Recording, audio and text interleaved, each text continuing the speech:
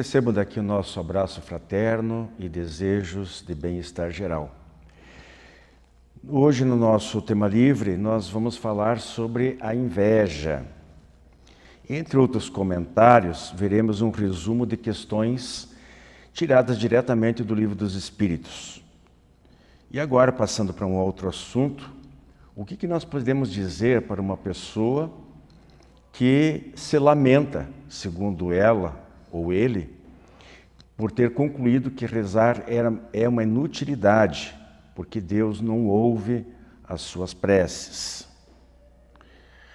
É a pergunta enviada ao nosso Espiritismo Responde de hoje. Diálogo Espírita está no ar.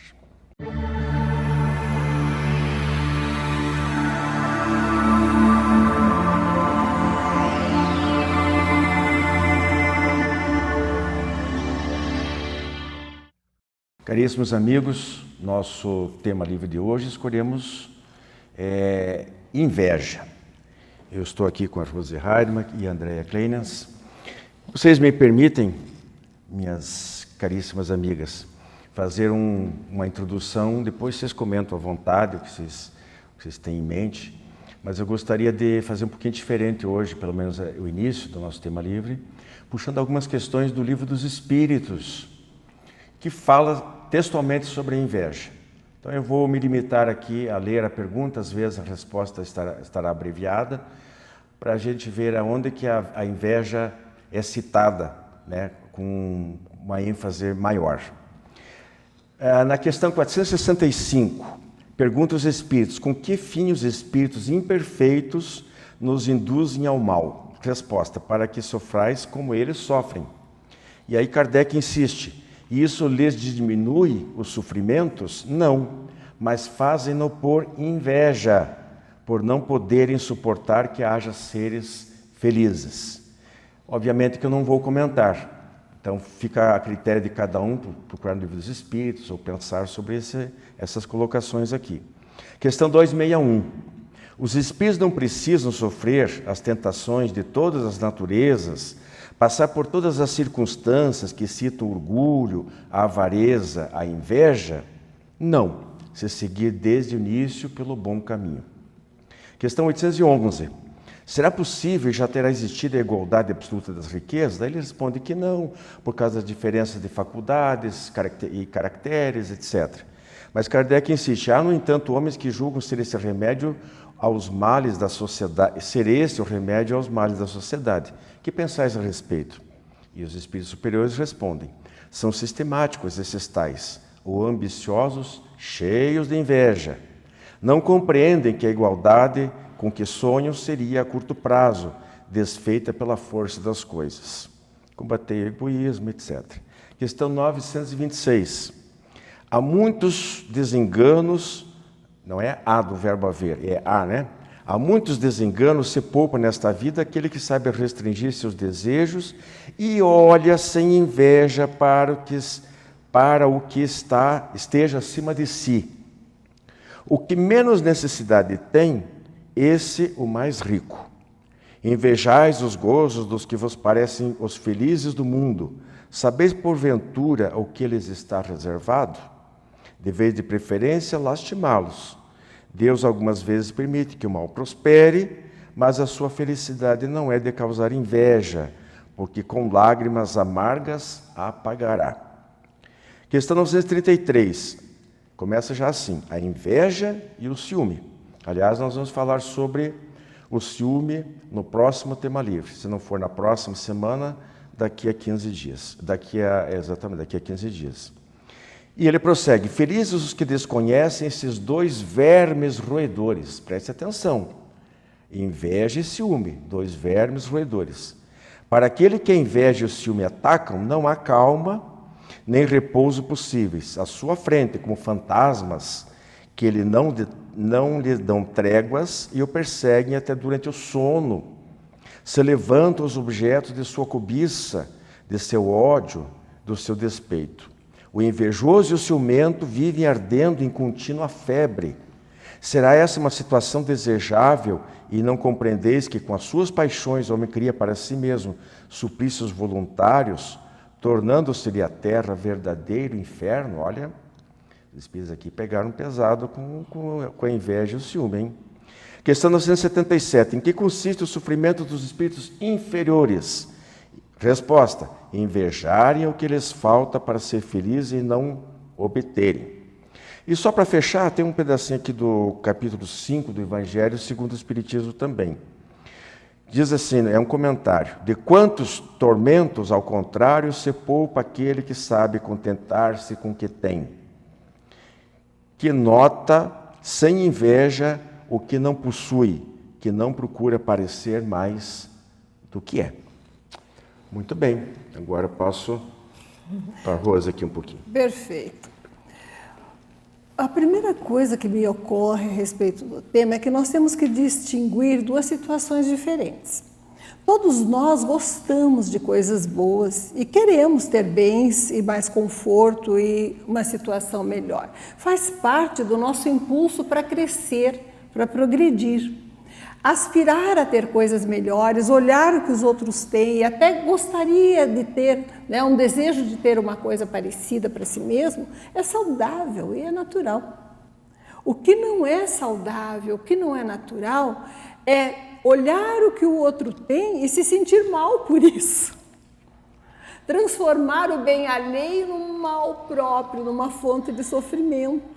Em vez de se alegrar porque o outro já conquistou e trabalhar para conquistar também, o que seria a conduta correta e saudável, se conformando, se porventura não atingir o mesmo status ou não obter os mesmos bens, porque faz parte das nossas dificuldades, né, e limitações naturais da vida na Terra. O invejoso, porém, é doentio. Ele não se sente bem o suficiente consigo mesmo. Se sente sempre insatisfeito, se sente menor. Gostaria que os outros que têm mais que ele perdessem o que tem. Não que ele conquistasse as mesmas condições. E acho que isso é que distingue o nosso impulso natural por possuir maior conforto, conquistar uma melhor situação, mesmo material na Terra, do impulso doentio para destruir, para ficar feliz quando alguma coisa ocorre com alguém que possui um pouco mais, o que é profundamente lastimável e impede o acesso pessoal a uma situação de satisfação, de gratificação, de felicidade. Não é, Andréia? É verdade, Rose, e isso tudo é muito importante no sentido de sempre nós colocarmos em prática o que a gente sempre fala aqui nos programas, né? Que é a gente aprender com os nossos próprios erros e também aprender olhando os outros. Quando nós estamos num quadro de inveja, falávamos há pouco, antes de iniciar o programa, que pode decorrer de uma baixa autoestima. Se formos buscar a explicação pela psicologia, pelo viés psicológico, sim, podemos entender assim. Mas se formos entender pelo lado do espírito, sabemos que todos nós estamos aqui em aprendizagem constante e ainda não estamos com todas as ferramentas para lidar com as situações ou para lidar com as dificuldades. Estamos desenvolvendo ainda essas ferramentas. Então, ainda temos muitas falhas morais e a inveja viria, então, dessa falha moral. Quando nós estamos pensando só em nós mesmos e aí o outro está feliz, é como se aquilo fosse uma agressão. Então, podemos olhar aquilo com uma certa inveja. Existem estudos, por exemplo, na psicologia que dizem que, às vezes, nós sentimos uma inveja branca, que é aquilo que a Rose falou há pouco, né? Que não é... Eu não quero prejudicar o outro ou não sinto... Mas eu olho para aquilo e falo, puxa, eu também gostaria de uma viagem, de um carro melhor, de um apartamento ou de uma casa, né? Só que quando nós olhamos atentamente para essa, entre aspas, inveja branca, no fundo nós sabemos que é da baixa autoestima, sim. Então eu tenho que aprimorar esse meu desenvolvimento interno, essa busca sempre, né, constante, para que a gente consiga não cair nessa armadilha da inveja. Se eu estou indo por esse caminho, autoconscientização, olhar para mim mesmo, porque eu me torno uma pessoa amarga, né, Rose? Né, seu Wilson? Só para a gente relembrar aqui, porque me ocorreu, né, um raciocínio da seguinte maneira. Eles falam questões que eu apresentei aqui do Livro dos Espíritos invejosos, né? Mas quem são os espíritos? Os espíritos somos todos nós. Encarnados Desencarnados e encarnados. E detalhe, né? Quem cultiva, seja ali ele fala num certo momento no orgulho, no ciúme, na ambição e a inveja, né? E há, evidentemente, outras deficiências morais, outras fraquezas. Se nós as alimentamos enquanto estamos encarnados, obviamente que não é só pela passagem, por adentrarmos, de ultrapassarmos a fronteira da morte, que nós vamos deixar de ter aqueles mesmos sentimentos. Então a gente vai acabar sendo enquadrado por essas respostas que dizem que os espíritos inferiores sentem inveja, os espíritos encarnados às vezes querem prejudicar os encarnados porque eles se sentem, praticamente um despeito, né? Como você falou também, a falta de autoestima. Ela não consegue ser feliz porque ela não trabalhou para isso, enquanto estava aqui no grande educandário da vida. E ao passar para o lado de lá, ela fica meio mais limitada, porque os grandes propósitos, durante uma fase que o espírito necessita da reencarnação, ele precisa fazer todo o planejamento lá, etc., mas ele vai comprovar aqui como encarnado. Como ele está desencarnado, não tem o corpo físico, o relacionamento dele fica um pouco mais difícil, separado, inclusive, muitas vezes, daquelas pessoas às quais ele prejudicou, invejou, etc. Então, ele vai sofrer bastante com isso. Então, ele vai reforçar esse sentimento de inveja, e isso, seja para encarnado ou para desencarnado, toda pessoa que faz esse tipo de todo ente que faz essa vibração, ela emite uma energia muito negativa, que vai acabar voltando para ela também. Então, ela, de repente, ela pode realmente, de certa forma, prejudicar os outros, aquelas vítimas, os alvos da sua inveja, porém também vai receber o retorno disso, né, Josi? A inveja ela tem vários aspectos, né? Em primeiro lugar, normalmente ela se estende sobre as posses, sobre o ter, mas também a inveja de ser. Às vezes você vê uma pessoa benquista, bem relacionada, né? Que até nem tem tantos bens materiais e você gostaria que ela se desse mal, mostrasse alguma fraqueza moral, mostrasse uma fragilidade na conduta, para que você se sentisse superior. Então sempre há um sentimento de baixa autoestima, de menos-valia no invejoso. Mas mesmo assim, o que o invejoso poderia fazer se aquilo faz sofrer e ele quiser mudar? Começar a olhar para quem tem menos do que ele.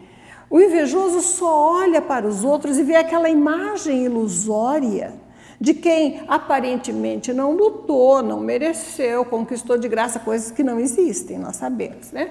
Tudo que tem. E que, de alguma forma, lhe parece merecido, injusto que o outro tenha o que ele não tem. Quando nós sabemos que temos múltiplas experiências, múltiplas vidas na Terra, e que em cada encarnação recebemos os bens necessários para o processo educativo que nos compete naquela vida, e olhamos para aqueles que estão ao nosso redor, que têm menos que nós, não há espaço em nosso coração para inveja. Por quê? Se você vê que alguém já conquistou uma posição melhor, você se alegra por aquela pessoa. Aquele que, ao contrário, só olha para os outros procurando listar o que aquela pessoa tem, que ele não tem ainda, transforma o bem alheio realmente numa desgraça própria, a sua própria ruína. Andréa, ali também numa citação fala que muitas pessoas elas se levam, inclusive para sentir inveja, pela aparência, e que às vezes a pessoa invejada ela apresenta conflitos desconhecidos, né? Eu gostaria que você comentasse um pouquinho mais sobre isso, essa questão de que às vezes a gente desconhece os tormentos íntimos que cada pessoa vive. Às vezes ela ostenta riqueza, bem, a família, parece que está tudo bem, mas a gente não sabe realmente o que ela vivencia, os dramas pessoais que ela tem, né? É aquela fala de Jesus, né? Você está preparado para beber do mesmo cálice que eu, né? Quem sabe o conteúdo do cálice que o vizinho está vivendo e só inveja, né? Só vê as coisas boas, né? Então, quando a gente está olhando para esse aspecto da inveja, como vocês estão trazendo, a gente também vai entender isso, né? Que a mídia, as redes sociais, a internet facilita esse acesso a essa informação. Mas às vezes a pessoa está nessa depressão, nesse mal oculto e está postando ali uma coisa que não é verdadeira, não é pelo menos totalmente verdadeira, né? Por exemplo, já tive situações de amiga pessoal postando uma foto dela com a família, todos sorridentes, fazendo viagem, enquanto o filho dela passava um grande problema com drogas, mas estava lá, tirando a foto, sorridente. Para o outro de fora, jamais imaginaria que aquela pessoa estivesse passando por um problema familiar tão grave, mas estava lá viajando com a família, tentando recuperar um pouco do contato, né? Então, às vezes a gente tem que fazer esse filtro, às vezes não sempre, né? Temos que fazer esse filtro, porque talvez não estejamos preparados para tomar desse cálice, não é? Um minuto para você fechar, Rose.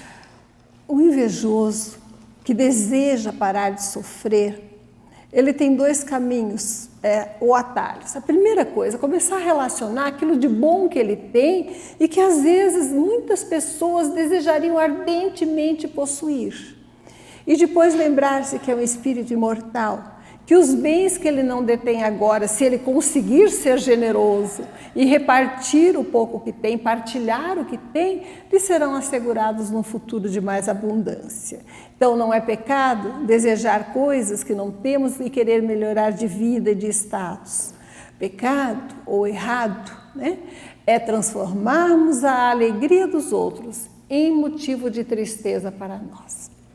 Pois é, realmente fica aí nosso convite para que os amigos, não estamos de maneira nenhuma insinuando que você que nos assiste seja uma pessoa invejosa, mas eu acho que sempre cabe uma reflexão, né, para nós mesmos, o quanto às vezes nós podemos sofrer dessa queda moral aí. E também eu acho, né, Andréia, aprender a perdoar caso ocorra o contrário, né?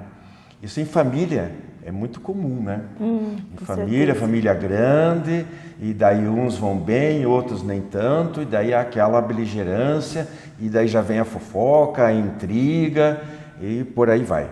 Então fica aí a nossa lembrança, nossa sugestão de reflexão do tema livro de hoje.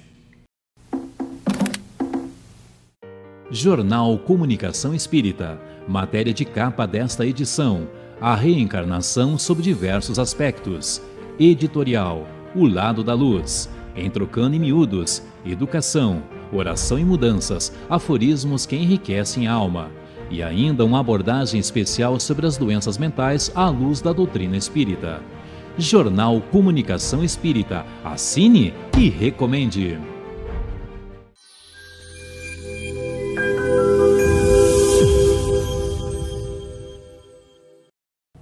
Olá, amigos! No quadro Fonte Allan Kardec de hoje, vamos falar de uma coisa que todos nós precisamos ter na vida, que é a nossa calma.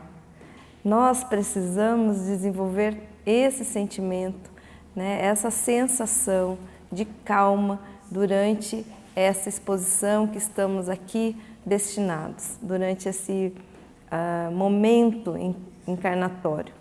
Esse momento que estamos aqui no corpo físico. Como que podemos pensar sobre isso?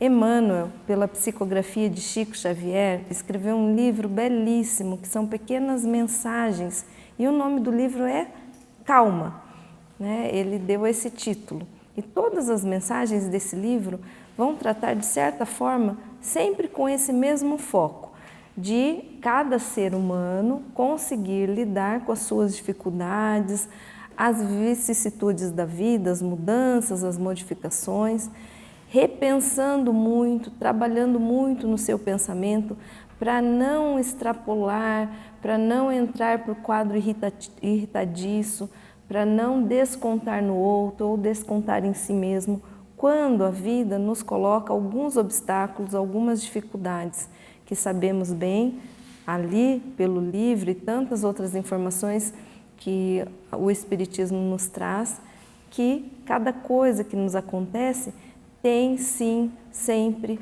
um motivo, uma causa, e geralmente são por nossas próprias dificuldades, de como lidamos com cada coisa que nos acontece.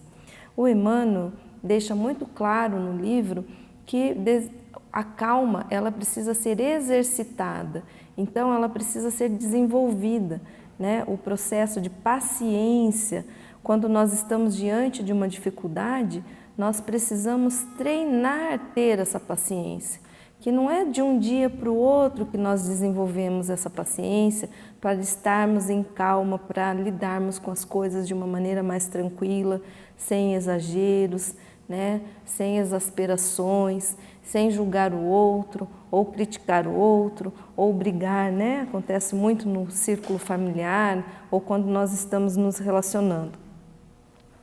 Geralmente, quando nós não conseguimos identificar aquele momento, nós caímos numa armadilha que o próprio estresse acaba gerando, e aí, muitas vezes, nós acabamos exagerando com o nosso irmão, com o nosso próximo, com a pessoa com a qual nós estamos nos relacionando.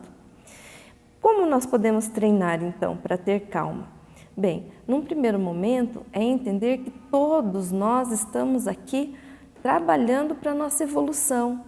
Então, as coisas não são perfeitas, o outro não é perfeito, nós também não somos, nós também erramos. E se nós olharmos para o outro e entendermos disso, se nós entendermos que o outro erra e eu também erro, nesse momento nós vamos ter mais calma para com ele, não é verdade? Quando nós pensamos que o outro deveria fazer de certa forma, nós estamos impondo a nossa vontade. Mas o outro não deveria, o outro fará de acordo com a própria evolução ou com aquilo que ele está acostumado. Então, se nós pensarmos dessa forma, nós teremos muito mais calma para lidar com aquela situação. Sabemos que esse treino, ele não acontece de um dia para o outro.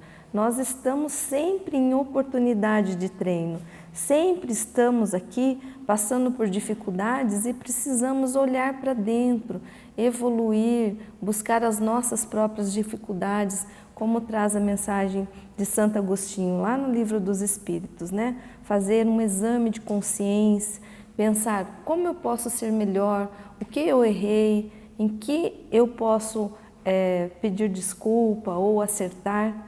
E assim nós vamos treinando esse momento, essa sensação, esse sentimento de calma. Precisamos de muita calma para estarmos aqui. Precisamos entender que estamos evoluindo, que vamos errar muitas vezes. Precisamos de calma para sair desse erro. Precisamos de calma para lidar com as dificuldades alheias e precisamos de muita calma para lidar com as nossas próprias dificuldades. Então, meus amigos, muita calma e muita paz a todos. Você conhece o Clube do Livro Espírita de Curitiba? Com ele, você tem descontos de até 60% no preço de capa. E a cada 2 meses, recebe 1 ou mais livros em seu endereço. Associe-se e tenha o melhor da literatura espírita em sua casa e ainda ganhe uma assinatura do jornal Comunicação Espírita durante o período de 1 ano. Clube do Livro Espírita de Curitiba. Associe-se e contribua para a manutenção do programa Diálogo Espírita.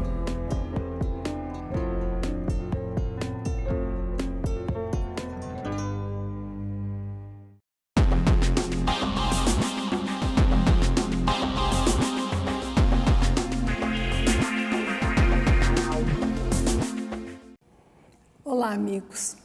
No quadro Espiritismo Responde, nos enviaram a seguinte questão. Eu bem que tento ter fé, mas decididamente Deus não ouve a minha prece. O que eu devo fazer?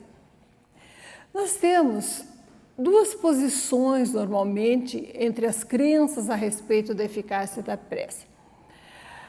Uma em que, tentando se obter o beneplácito divino, a proteção divina, tudo é possível de se obter pela oração, mesmo que não se faça esforço para concretizar as atitudes necessárias ao fim que se objetiva. E a outra posição é que, Deus sabendo tudo, nós nem precisamos pedir, porque Ele já sabe de que precisamos, a prece é inútil. Nenhuma posição, nem a outra, segundo a doutrina espírita, estão completamente erradas e nem corretas. O que nós sabemos a respeito da oração? A pessoa que ora com confiança, com fé, não com palavras decoradas, mas realmente de pensamento e coração, ela mobiliza as energias mais poderosas que nós temos ao nosso alcance. Ela mobiliza a providência divina. Ela antecipa aquele estágio evolutivo que ela vai ter muito mais lá frente, de união com Deus. É como se fosse um atalho na nossa evolução. Ela pode se comunicar de alguma forma com as potências superiores do universo e a sua súplica é ouvida. Só que, como todo requerimento ou toda petição, ela é ouvida e é analisada. E é analisada para se ver qual é a melhor forma de atender aquilo que é pedido com tanta confiança. E muitas vezes a forma como Deus atende as nossas preces não é imediata, não é no tempo e da forma que nós esperávamos. E as pessoas às vezes pensam que a sua oração não foi atendida.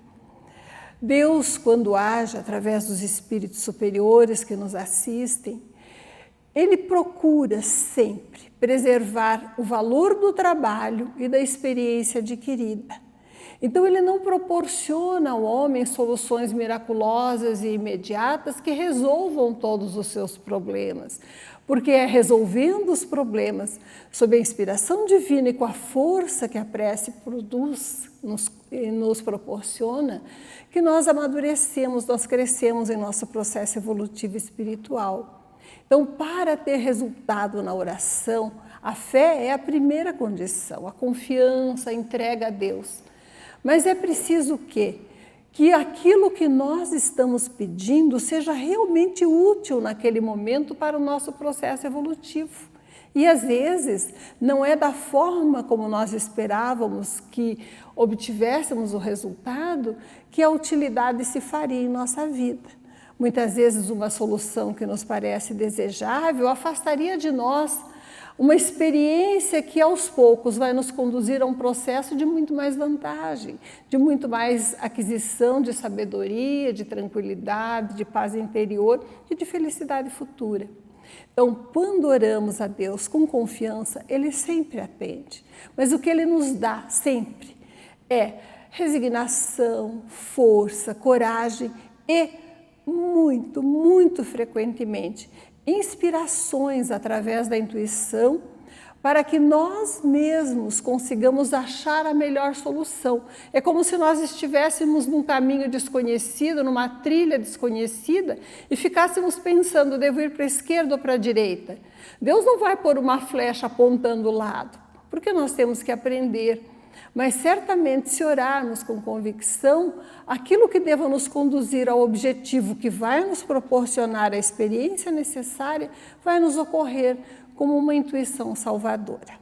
Então, Deus sempre atende às nossas orações. Às vezes, os resultados são muito visíveis. Às vezes, demoramos para entender. Mas nenhuma criatura se encontra desamparada e abandonada do poder e do amor divinos. Muita paz.